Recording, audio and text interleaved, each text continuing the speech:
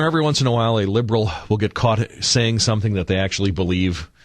And it's happened a lot over the last 3 years for a couple of reasons. First, the first reason was because Democrats won big in 06 and 08 as we Republicans were putting our house in order.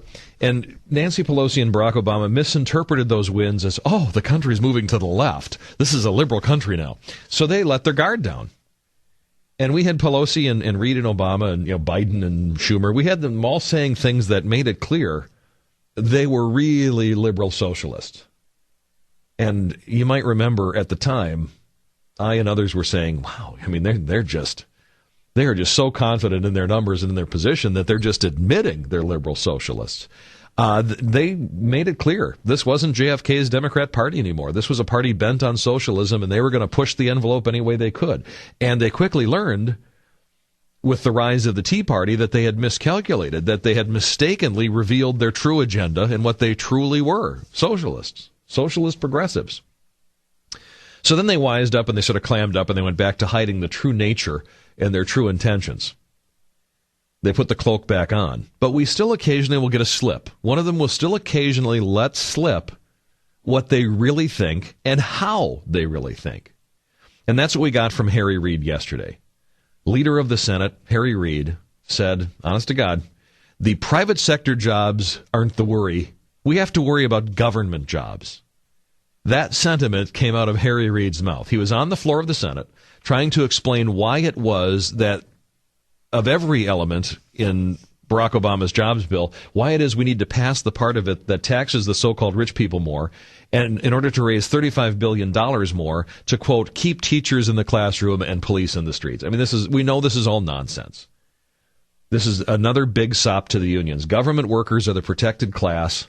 As a listener pointed out yesterday, no one can really even seem to point to all of these places where there have been mass firings of teachers and police officers. Where are all these firings occurring? This is a big sop to the unions. And yet the Democrats want to suck another $35 billion out of the private sector and dump it onto local and state governments that can't seem to ever get their own budgets in line or live within their means. So, here we go. Instead of worrying about the private sector, Harry Reid makes it clear he's worried about government workers. Jason, play the tape. My friend, the Republican leader, and I'll talk in more detail in a few minutes, is complaining about a tax of 1/2 of 1%, 1/2 of 1% on people who make more than $1 million a year to pay for a program that would stop teachers from being laid off and rehire some of the teachers that have been laid off. The massive layoffs we've had in America today have, of course, are rooted in the last administration, and it's very clear that private sector jobs have been doing just fine. It's the public sector jobs where we've lost huge numbers, and that's what this legislation is all about.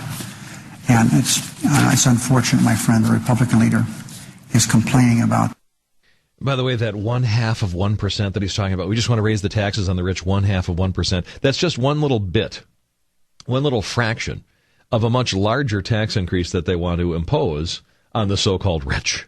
They're talking about 4.5, 4.6%. They want the richest taxes to go up. But let me repeat his money line. It's very clear that private sector jobs have been doing just fine. It's the public sector jobs where we've lost huge numbers, and that's what this legislation is all about. Perfect opportunity to do that and to streamline government further. But I want to make it clear that even if they don't adopt Wisconsin's procedures, well, then they're just stuck trying to meet their budgets the old way. But to the standard that, to the extent that we have streamlined government or shrunk government, a report during this recession, that's a good thing. We should not be immediately thinking, before our economy is even recovered, our first thought should not be, how do we get all these government workers back to work? That's just unbelievable. And that's what Harry was worried about yesterday. 16 million people still out of work in the private sector. How do we get all these government workers back to work? Substantial. 727 on WI.